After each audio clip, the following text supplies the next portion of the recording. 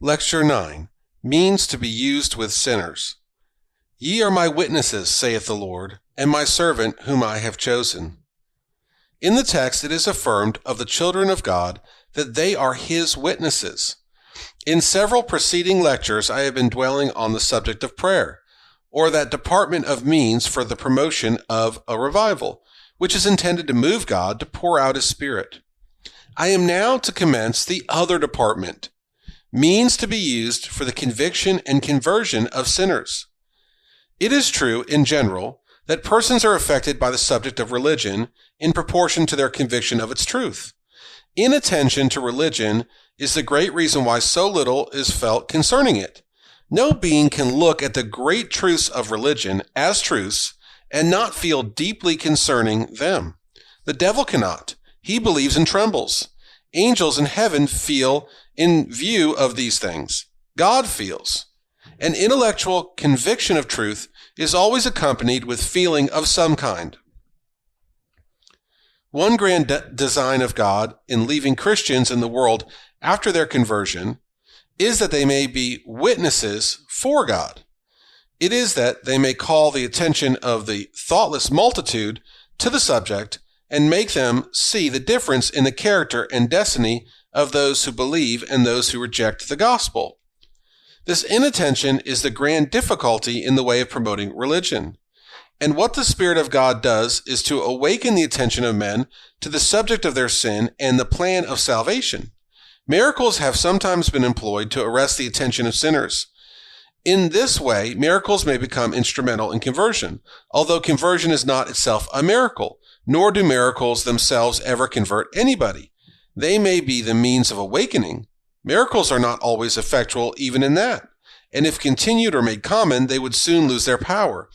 What is wanted in the world is something that can be a sort of omnipresent miracle, able not only to arrest attention, but to fix it, and keep the mind in warm contact with the truth till it yields.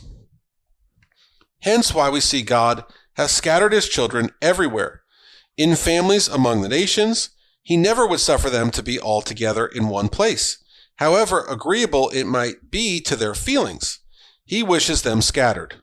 When the church at Jerusalem herded together, neglecting to go forth as Christ had commanded, to spread the gospel all over the world, God let loose a persecution upon them and scattered them abroad, and then they went everywhere preaching the gospel. In examining the text, I propose to inquire to what particular points Christians are to testify for God, the manner in which they are to testify. To what points are the children of God required to testify? Generally, they are to testify to the truth of the Bible. They are competent witnesses to this, for they have experience of its truth. The experiential Christian has no more need for external evidence to prove the truth of the Bible to his mind than he has to prove his own existence. The whole plan of salvation is so fully spread out and settled in his conviction that to undertake to reason him out of his belief in the Bible would be a thing as impractical as to reason him out of the belief in his own existence. Men have tried to awaken a doubt of the existence of the material world, but they cannot succeed. No man can doubt the existence of a material world. To doubt it is against his own consciousness. You may use arguments that he cannot answer, and may puzzle and perplex him, and shut up his mouth. He may be no logician or philosopher, and unable to detect your fallacies, but what he knows, he knows. So it is in religion. The Christian is conscious that the Bible is true. The veriest child in religion knows by his experience the truth of the Bible. He may hear objections from infidels that he never thought of and that he cannot answer, and he may be confounded, but he cannot be driven from his ground. He will say, I cannot answer you, but I know the Bible is true. As if a man should look in a mirror and say, that's my face. How do you know it is your face? Why, by its looks.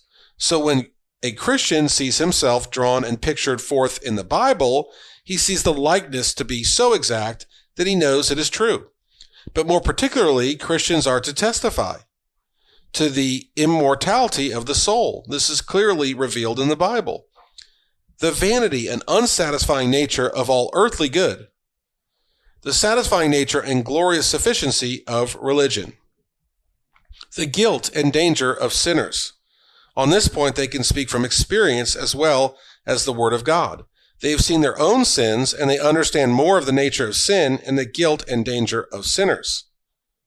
The reality of hell as a place of eternal punishment for the wicked. The love of Christ for sinners. The necessity of a holy life if we think of ever getting to heaven. The necessity of self-denial and living above the world. The necessity of meekness, heavenly mindedness, humility, and integrity. The necessity of an entire renovation of character and life for all who would enter heaven. These are the subjects on which they are to be witnesses for God, and they are bound to testify in such a way as to constrain men to believe the truth. How are they to testify? By precept and example. On every proper occasion, by their lips, but mainly by their lives. Christians have no right to be silent with their lips. They should rebuke, exhort, and entreat with all long-suffering and doctrine, but their main influence as witnesses is by their example. They are required to be witnesses in this way because example teaches with so much greater force than precept. This is universally known. Actions speak louder than words. But where both precept and example are brought to bear, it brings the greatest amount of influence to bear upon the mind. As to the manner in which they are to testify, the way in which they should bear witness to the truth of the points specified. In general, they should live in their daily walk and conversion as if they believed the Bible, as if they believed the soul to be immortal, and as if they believed that death was not the termination of their existence, but the entrance into an unchanging state. They ought to live as so to make this impression full upon all around them. It is easy to see that precept without example on this point will do no good. All the arguments in the world will not convince mankind that you really believe this, unless you live as if you believed it. Your reasoning may be unanswerable, but if you do not live accordingly, your practice will defeat your arguments. They will say you are an ingenious sophist or an acute reasoner, and perhaps admit that they cannot answer you. But then they will say, it is evident that your reasoning is all false, and that you know it is false because your life contradicts your theory. Or that, if it is true, you do not believe it at any rate. And so all the influence of your testimony goes to the other side. The vanity and unsatisfying nature of the things of this world. You are to testify this by your life. The failure in this is the great stumbling block in the way of mankind. Here the testimony of God's children is needed more than anywhere else. Men are so stuck with the objects of sense and so constantly occupied with them that they are very apt to shut out eternity from their minds. A small object that is held close to the eye may shut out the distant ocean. So the things of the world that are near magnify so in their minds that they overlook everything else. One important design in keeping Christians in the world is to teach people on this point.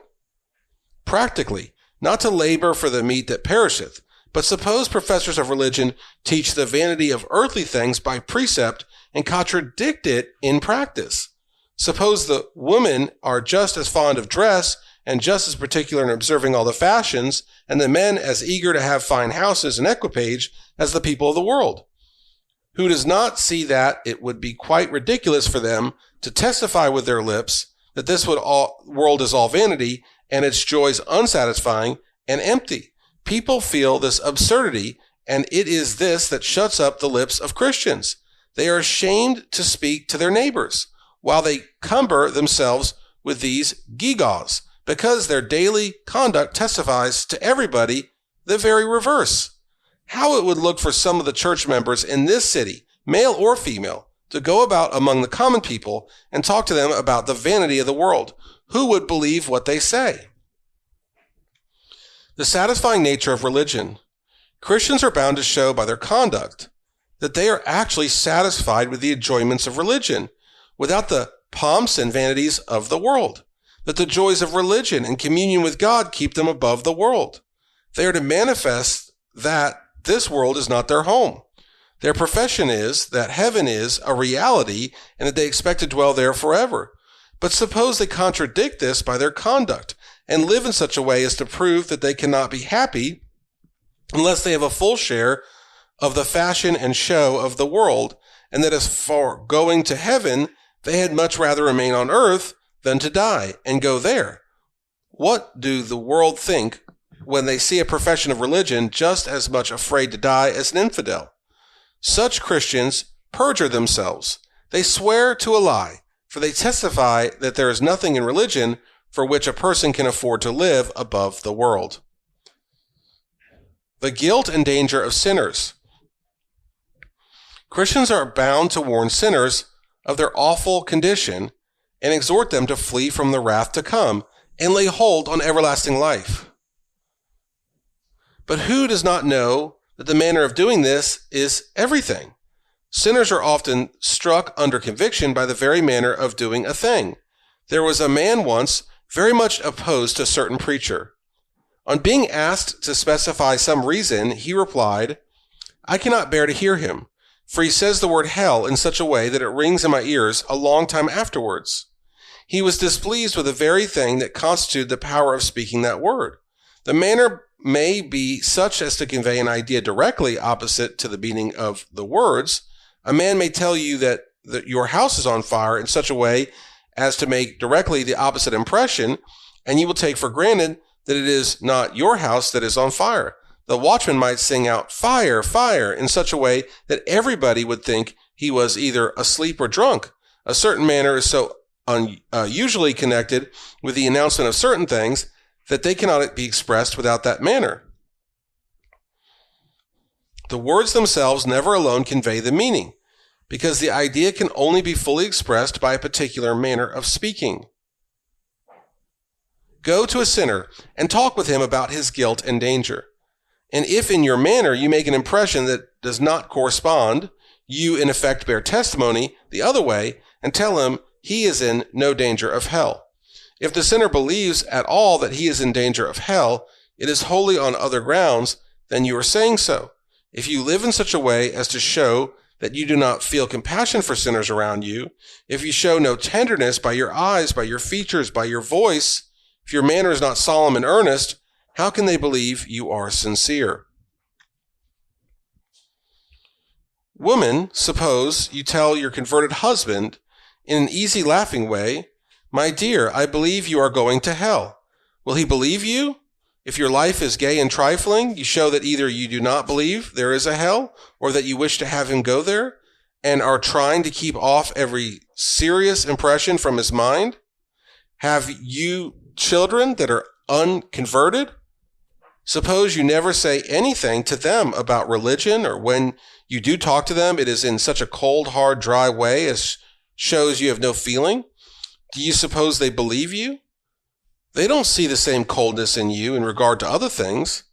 They are in the habit of seeing all the mother in your eye and in the tones of your voice, your emphasis and the like, and feeling the warmth of a mother's heart as it flows out from your lips on all that concerns them. If, then, when you talk to them on the subject of religion, you are cold and trifling, can they suppose you believe it? If your deportment holds up before your child this careless, heartless, prayerless spirit, and then you talk to him about the importance of religion, the child will go away and laugh to think you should try to persuade him there is a hell. The love of Christ. You are to bear witness to the reality of the love of Christ by the regard you show for his precepts, his honor, his kingdom.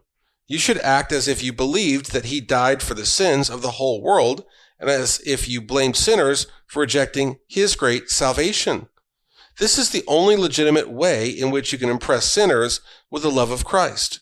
Christians, instead of this, often live so as to make the impression on sinners that Christ is so compassionate that they have very little to fear from him. I have been amazed to see how a certain class of professors want ministers to be always preaching about the love of Christ. If a minister preaches up duty and urges Christians to be holy and to labor for Christ, they call it all illegal preaching. They say they want to hear the gospel. Well, suppose you present the love of Christ. How will they bear testimony in their lives? How will they show that they believe it? Why? By conformity to the world. They will testify point blank that they do not believe a word of it and that they care nothing at all for the love of Christ, only to have it for a cloak that they can talk about it and so to cover up their sins. They have no sympathy with his compassion, no belief in it as a reality, and no concern for the feelings of Christ, which fill his mind when he sees the condition of sinners. The necessity of holiness. In order to enter heaven, it will not do to depend on talking about this. They must live holy and thus testify that men need not expect to be saved unless they are holy. The idea has so long prevailed that we cannot be perfect here that many professors do not so much as seriously aim at a sinless life. They cannot honestly say that they ever so much as really meant to live without sin. They drift along before the tide, in a loose, sinful, unhappy, abominable manner at which doubtless the devil laughs because it is, of all others, the surest way to hell. The necessity of self-denial, humility, and heavenly mindedness. Christians ought to show by their own example what religion is, which is expected of men. That is the most powerful preaching, after all, and the most likely to have influence on the impotent, by showing them the great difference between them and Christians. Many people are trying to make men Christians by a different course, by copying as near as possible their present manner of life, and conforming to them as much as will possibly do. They seem to think they can make men fall in with religion best by bringing religion down to their standard, as if the nearer you bring religion to the world, the more likely the world would be to embrace it. Now, all this is as wide as the poles from the true philosophy of making Christians, but it is always the policy of carnal professors, and they think they are displaying wonderful sagacity and prudence by taking so much pains not to scare people at the mighty strictness and holiness of the gospel. They argue that if you exhibit religion to mankind as requiring such a great change in their manner of life, such innovations upon their habits, such a separation from their old associates, why, you will drive them all away. This seems plausible at first sight, but it's not true. Let professors live in this lax and easy way, and sinners say, "Why? I do not see, but I am about right, or at least so right, near right, that it is impossible God should send me to hell for the difference between me and these professors." It is true, they do a little more than I do. They go to the communion table and pray in their families and a few such like little things, but they cannot make any such great difference as heaven and hell. No, the true way is to exhibit religion and the world in strong contrast, or you never can make sinners feel the necessity of a change. Until the necessity of this fundamental change is embodied and held forth in a strong light by example, how can you make men believe they're going to be sent to hell if they are not wholly transformed in heart and life? This is not only true in philosophy, but has been proved by the history of the world.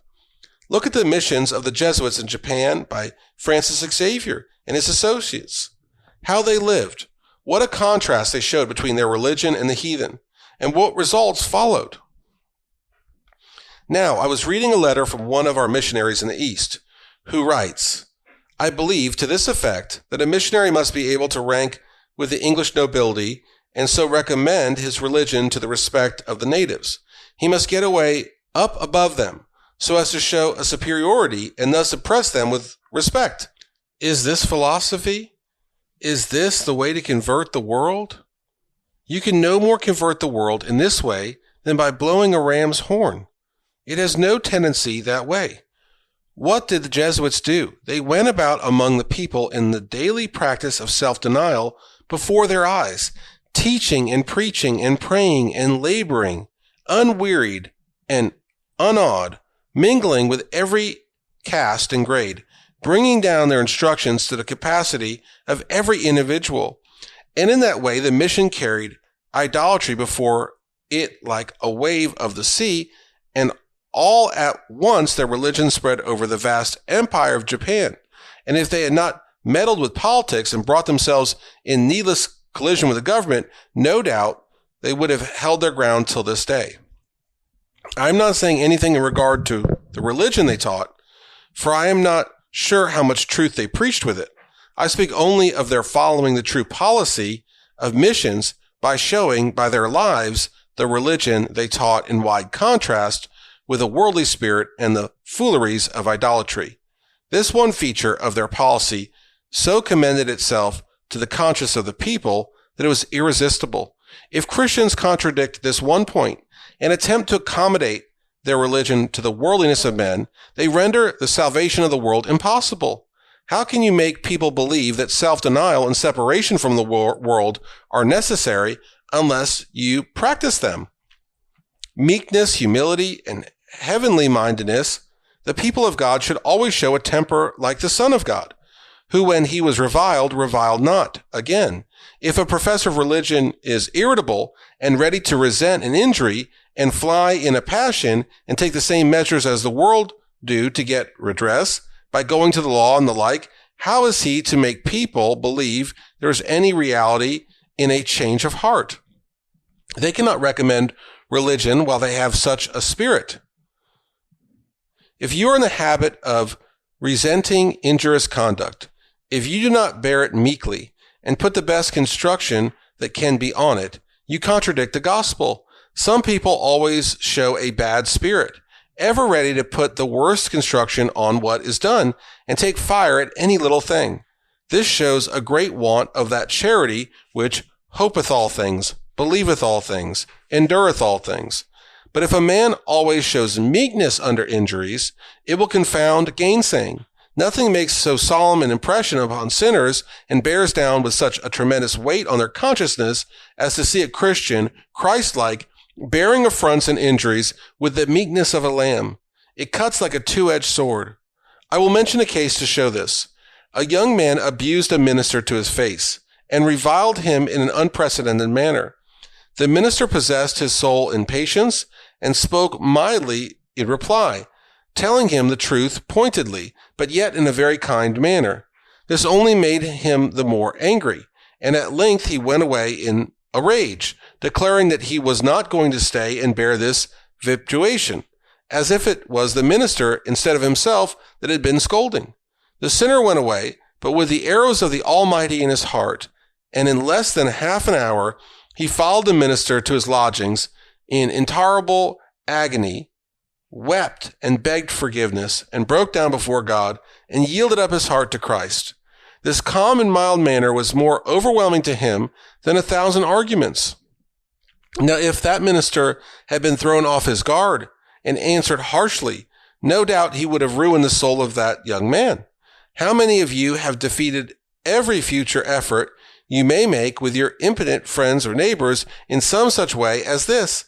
On some occasion, you have showed yourself so irascible that you have sealed up your own lips and laid a stumbling block over which the sinner will stumble into hell. If you have done it in any instance, do not sleep till you have done all you can to retrieve the mischief, till you've confessed the sin and done everything to counteract it as far as possible. The necessity of entire honesty in a Christian. Oh, what a field opens here for remark! But I cannot go over it fully now. It extends to all the departments of life.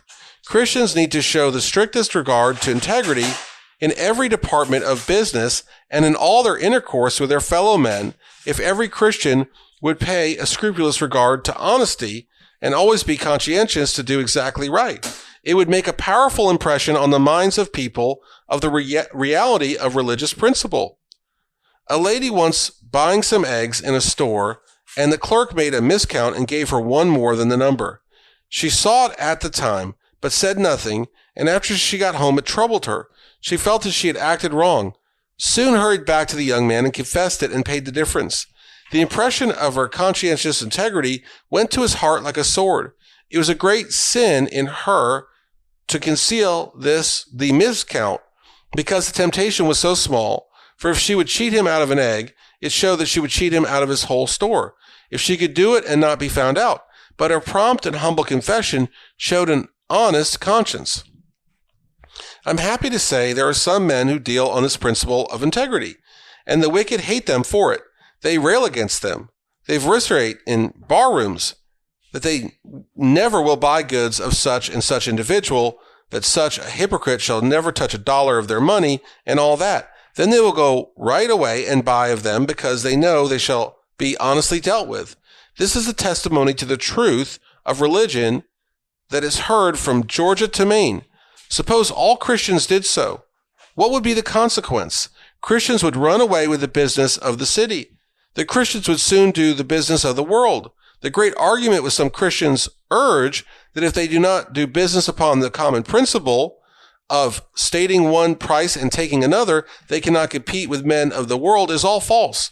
False in philosophy and false in history. Only make it your invariable rule to do right and do business upon principle, and you control the market. The ungodly will be obliged to conform to your standard. It is perfectly in the power of the church to regulate the commerce of the world if they will only themselves maintain perfect integrity. And if Christians will do the same in politics, they will sway the destinies of nations without involving themselves at all in the base and corrupting strife of parties. Only let Christians generally determine to vote for no man for any office that is not an honest man and a man of pure morals, and let it be known that Christians are united in this, whatever may be their difference in political sentiments, and no man would be put up who is not such a character. In 3 years it would be talked about in taverns and published in newspapers. When any man is set up as a candidate for office, what a good man he is, how moral, how pious, and the like. And any political party would no more set up a known Sabbath breaker or a gambler or a profane swearer or a whoremonger or a rum seller as their candidate for office than they would set up the devil himself for president. The carnal policy of many professors who undertake to correct politics by such means as wicked men employ, and who are determined to vote with a party, let the candidate be ever so profligate, is all wrong. Wrong in principle, contrary to philosophy and common sense, and ruinous to the best interests of mankind. The dishonesty of the church is cursing the world. I am not going to preach a political sermon, I assure you, but I want to show you that if you mean to impress men favorably to your religion by your lives, you must be honest, strictly honest, in business, politics, and everything you do. What do you suppose those ungodly politicians who know themselves to be playing a dishonest game in carrying an election think of your religion when they see you uniting with them? They know you are a hypocrite. Remarks. It is unreasonable for professors of religion to wonder at the thoughtlessness of sinners. Everything considered, the carelessness of sinners is not wonderful.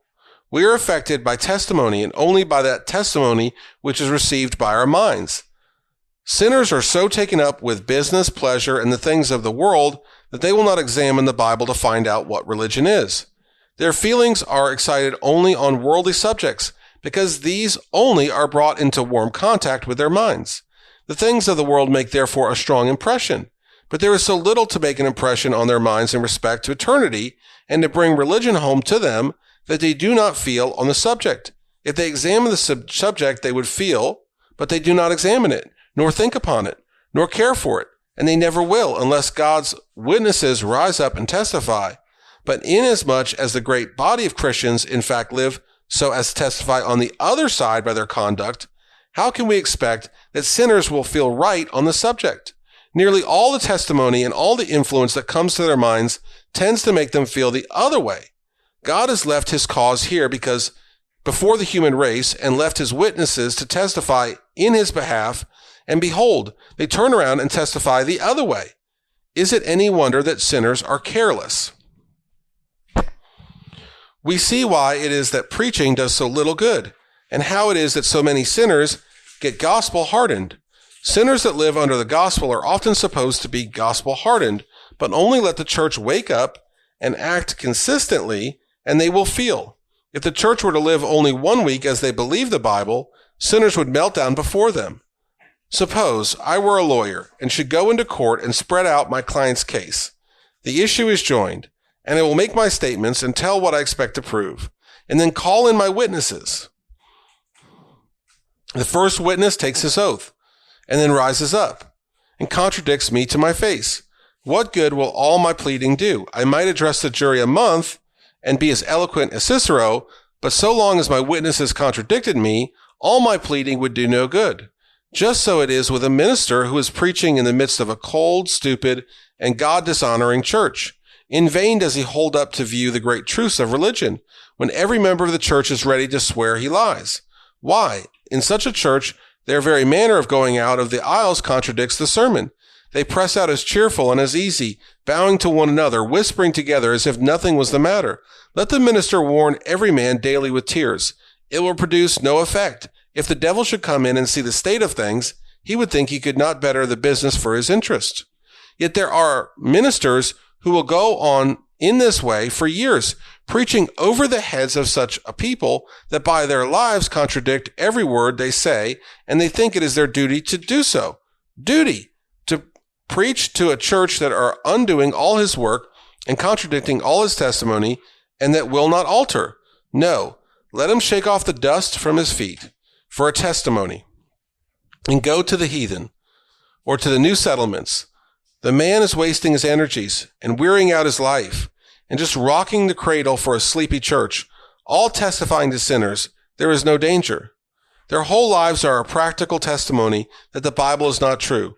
Shall ministers continue to wear themselves out so? Probably not less than 99/100ths of the preaching in this country is lost because it is contradicted by the church. Not one truth in a hardened that is preached takes effect because the lives of professors testify that it is not so. It is evident that the standard of Christian living must be raised, or the world will never be converted. If we had as many church members now as there are families, and scattered all over the world, and administered to every 500 souls, and every child in a Sabbath school, every young person in a Bible class, you would have all the machinery you want. But if the church contradict the truth by their lives, it never would produce a revival. They never will have a revival in any place, while the whole church in effect testify against the minister. Often it is the case that where there is the most preaching, there is the least religion, because the church contradict the preaching. I never knew means fail of a revival where Christians live consistently. One of the first things is to raise the standard of religion, so as to embody and hang out in the sight of all men the truth of the gospel. Unless ministers can get the church to wake up and act as if religion was true and back their testimony by their lives, in vain will they attempt to promote a revival. Many churches are depending on their minister to do everything. When he preaches, they will say, "What a great sermon that was. He's an excellent minister. Such preaching must do good. We shall have a revival soon, I do not doubt." And all the while, they're contradicting the preaching by their lives. I tell you, if they're depending on preaching alone to carry on the work, they must fail. If Jesus Christ were to come and preach and the church contradict it, he would fail. It has been tried once. Let an apostle rise from the dead or an angel come down from heaven and preach without the church to witness for God, and it would have no effect. The novelty might produce a certain kind of effect for a time, but as soon as the novelty was gone, preaching would have no saving effect, while contradicted by the witnesses. Every Christian makes an impression by his own conduct, and witnesses either for one side or the other. His looks, dress, whole demeanor make a constant impression on one side or the other. He cannot help testifying for or against religion. He is either gathering with Christ or scattering abroad. Every step you take, you tread on chords that will vibrate to all eternity. Every time you move, you touch keys whose sound will re-echo over all the hills and dales in heaven and through all the dark caverns and vaults of hell. Every movement of your lives, you are exerting a tremendous influence that will tell on the mortal interests of souls all around you. Are you asleep while all your conduct is exerting such an influence? Are you going to walk in the street? Take care how you dress. What is that on your head? What is that gaudy ribbon and those ornaments upon your dress say to everyone that meets you? It makes the impression you wish to be thought pretty. Take care. You might just as well write on your clothes, "No truth in religion." It says, "Give me dress, give me fashion, give me flattery, and I am happy." The world understand this testimony as you walk on the streets. You are living epistles, known and read of all men. If you show pride, levity, bad temper, and the like, it is like tearing open the wounds of the Savior. How Christ might weep to see professors of religion going about hanging up his cause to contempt at the corners of streets.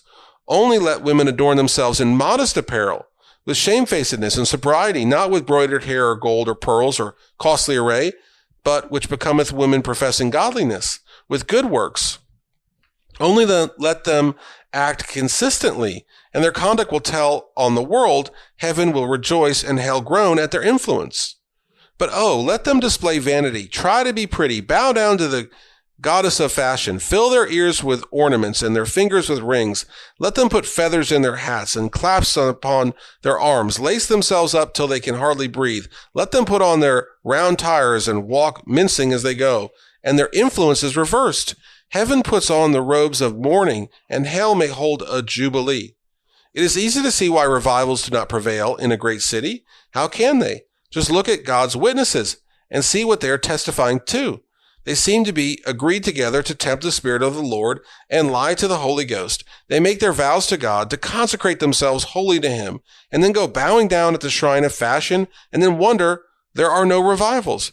It would be more than a miracle to have a revival under such circumstances. How can a revival prevail in this church? Do you suppose I have such a vain imagination of my own ability as to think I can promote a revival by preaching over your heads while you live as some of you do? Do you not know that so far as your influence goes, many of you are right in the way of a revival? Your spirit and deportment produce an influence on the world against religion? How shall the world believe religion when the witnesses are not agreed among themselves? You contradict yourselves. You contradict one another. You contradict your minister. And the sum of the whole testimony is there is no need of being pious. Do you believe the things I have been preaching are true? Or are they the ravings of a disturbed mind? If they are true, do you recognize the fact that they have reference to you? You say perhaps, I wish some of the rich churches could hear it. Why? I am not preaching to them. I am preaching to you. My responsibility is to you. My fruits must come from you. Now, are you contradicting it? What is the testimony on the leaf of the record that is now sealed for the judgment concerning this day? Have you manifested a sympathy with the Son of God when his heart is bleeding in view of the desolations of Zion? Have your children, clerks, servant seen it to be so? Have they seen a solemnity on your countenance and tears in your eyes in view of perishing souls? Finally, I must close by remarking that God and all moral beings have great reason to complain of this false testimony. There is ground to complain that God's witnesses turn and testify point blank against him. They declare by their conduct that there is no truth in the gospel. Heaven might weep and hell rejoice to see this. Oh, how guilty! Here you are, going to the judgment, red all over with blood. Sinners are to meet you there. Those who have seen how you live, many of them already dead, many others you will never see again. What an influence you have exerted. Perhaps hundreds of souls will meet you in the judgment and curse you, if they are allowed to speak, for leading them to hell by practically denying the truth of the gospel. What will become of this city and of the world when the church is united in practically testifying that God is a liar? They testify by their lives that if they make a profession and live a moral life, that is religion enough. Oh, what a doctrine of devils is that! Enough to ruin the whole human race.